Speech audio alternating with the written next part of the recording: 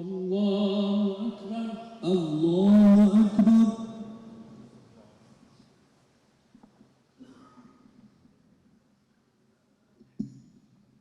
الله أكبر الله أكبر الله أكبر الله أكبر الله أكبر الله أكبر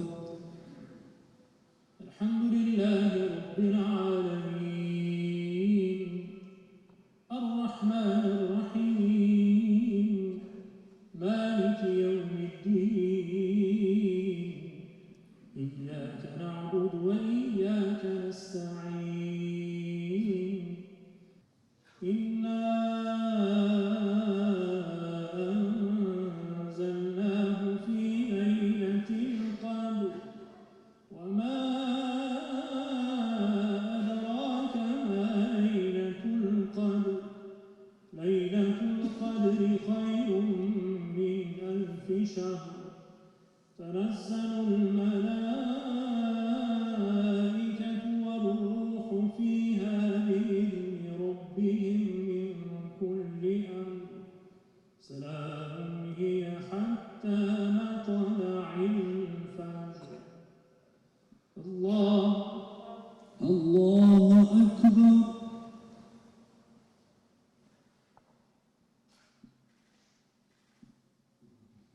سمع الله لمن حمده ربنا ولك الحمد الله أكبر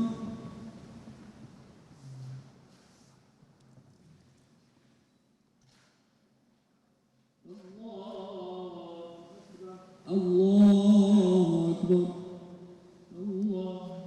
الله أكبر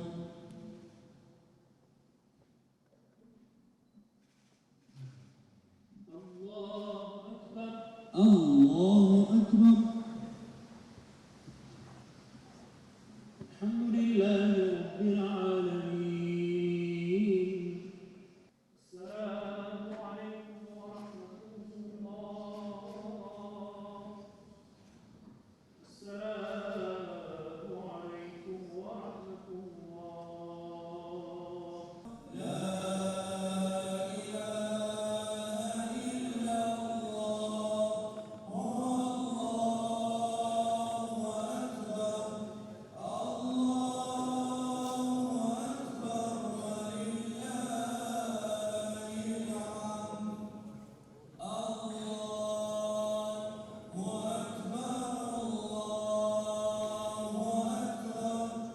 Të nderuar vëllezër dhe motra, festa e Fitr Bajramit, të cilën po përjetojmë sot, është nga festat më të rëndësishme për besimtarët musliman, e cila vjen pas përfundimit të agjërimit të muajit të bekuar Ramazan. Kjo festë ka një peshë të thellë fetare, shpirtërore dhe sociale. Pra është një shpërblim prej Zotit. Andaj me të drejtë të moment të veçate konsiderojmë moment reflektimi, falenderimi dhe lutjeje, ditë me një domethënie të thellë shpirtërore dhe sociale, duke na rikujtuar rëndësinë e devotshmërisë me njohje solidaritetit dhe bashkimit familjar. Rendi përbrenda familjes gjithherë sipas normave islame bazohet në parimet e drejtësisë, dashurisë, përgjegjësisë dhe respektit të ndërsjellë ndërmjet anëtarëve të familjes. Kjo për faktin se familja është bërthama mbi të cilën ndërtohet jeta jonë.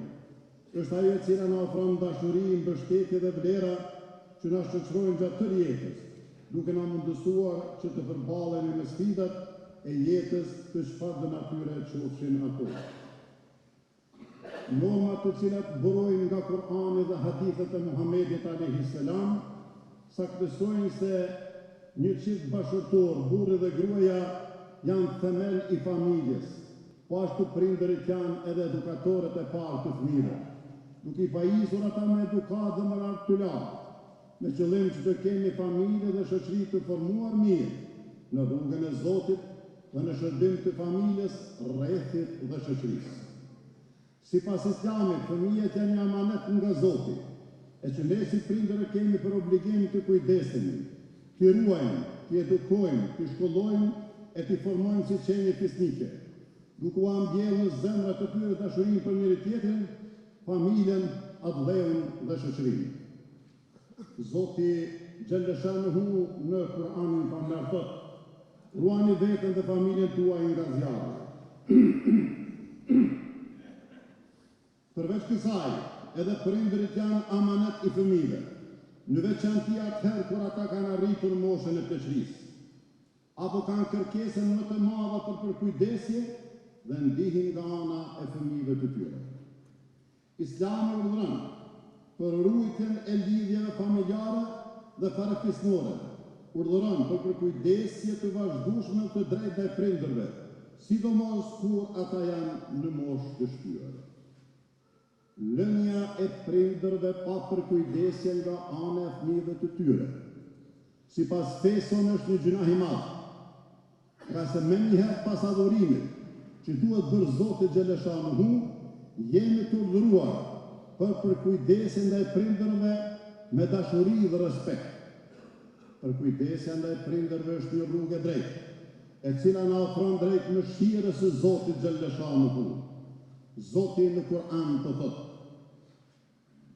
Zoti ju ka urdhëruar që të mos adhuroni askën tjetër përveç atij, dhe që të silleni mirë me prindërit. Nëse njëri prej tyre ose të dy arrin pleqërinë të tij, mos u thuaj atyre as of, mos i kundërshto, por drejtoju atyre me fjalë respekti.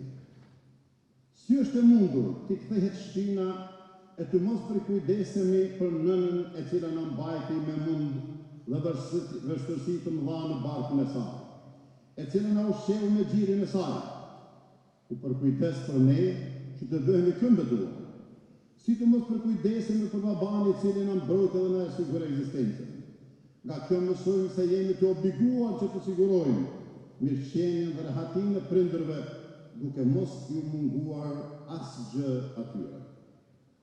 Është obligim që të sillemi mirë ndaj prindërve, nënës dhe babait, nga se në Islam nuk ka koncept prindi një dhe prindi dy, të se njëjtës gjini, as nën të marrë me qera, apo nën surrogate. Pra Islami është kundër modeleve të familjes që devijojnë nga struktura tradicionale dhe parimet islame të burrit dhe gruas. Kjo bazohet në mësimet e qarta të Kur'anit dhe hadithit. Në Islam koncepti i prindërve është i qartë. Prindërit janë një burrë dhe një grua, babai dhe nëna. Ndaj nënës dhe babait jemi të urdhëruar për përkujdesje dhe pas vdekjes së tyre, e lema në të gjatë e tyre. Jemi të urdhëruar të bëjmë dua, lutje për ta, japim sadaka, lëmosh, e të ndihmojmë njerëzit në nevojë në emër të shpirtrave të tyre. Zoti Gjellëshanuhu në Kur'an të thotë: lësho për atyre krahët e përuljes prej mëshirës dhe thuaj: o Zoti im, mëshiroj ata, ashtu siç më kanë rritur edukuar, shiruar kur unë isha i vogël. Përkujdesja ndaj prindërve, gjyshëve dhe familjes së mbarë, siç po shihet, është një mundësi për ta fituar kënaqësinë e Allahut Gjellëshanuhu dhe shpërblimet e mëdha prej tij. A thua se mund të gjendet ndonjë thënie e përafërt me thënien e Muhammed Mustafas, se xheneti është nën këmbët e nënës. Muhamedi alayhis salam shumë herë na porositi për përkujdesje, ndihmë dhe mirësjellje ndaj familjes dhe prindërve. Ai më një rasta, më i miri për ju është ai që është më i miri ndaj familjes së tij, dhe unë jam më i miri ndaj familjes së tij. Fatkeqësisht, sot pothuajse për çdo ditë kemi shumë prindër të braktisur, të lënë e të harruar nga fëmijët e afërmit e tyre. Ata kanë ngelur pa përkujdesje, gjë e cila përëndon jetën e tyre deri në ekstrem. Pse po ndodh kjo? Këtë pyetje duhet bërë vetes dhe shoqërisë sonë. Këtu në Kosovë, në kuto që jetojmë vëllezërit dhe motrat tona, brenda trojve tona etnike dhe në mërgatën e largët. Nuk konsiderohet dhunë vetëm dhuna fizike ndaj prindërve. Mos përkujdesja është një formë dhunë ndaj tyre. Ajo mund të jetë edhe dhunë emocionale, psikologjike, ekonomike dhe shpirtërore, duke i lënë ata të vetmuar dhe në kushte të vështira të jetesës e në një mungesë respekti ndaj tyre.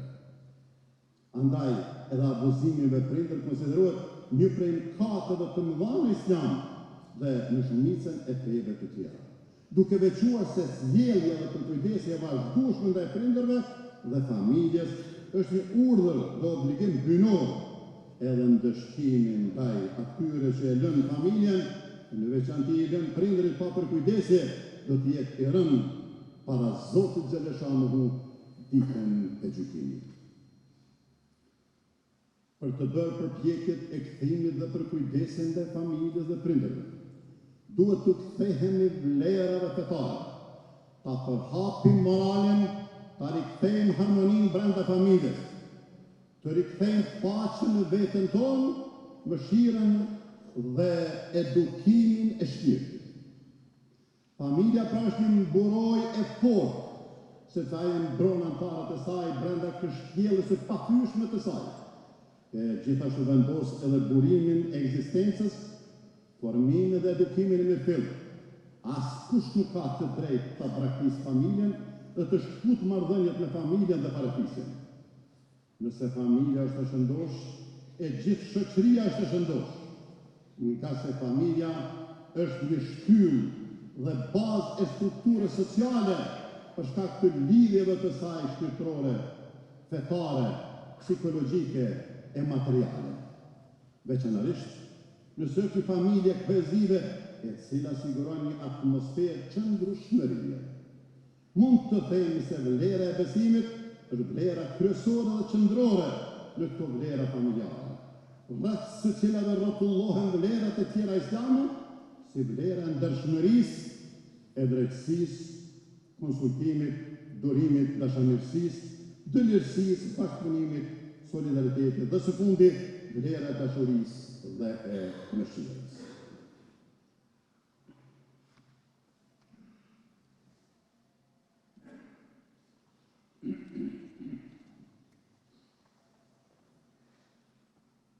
O, na dhuro pace, begati dhe dashuri në zemrat e familjet tona.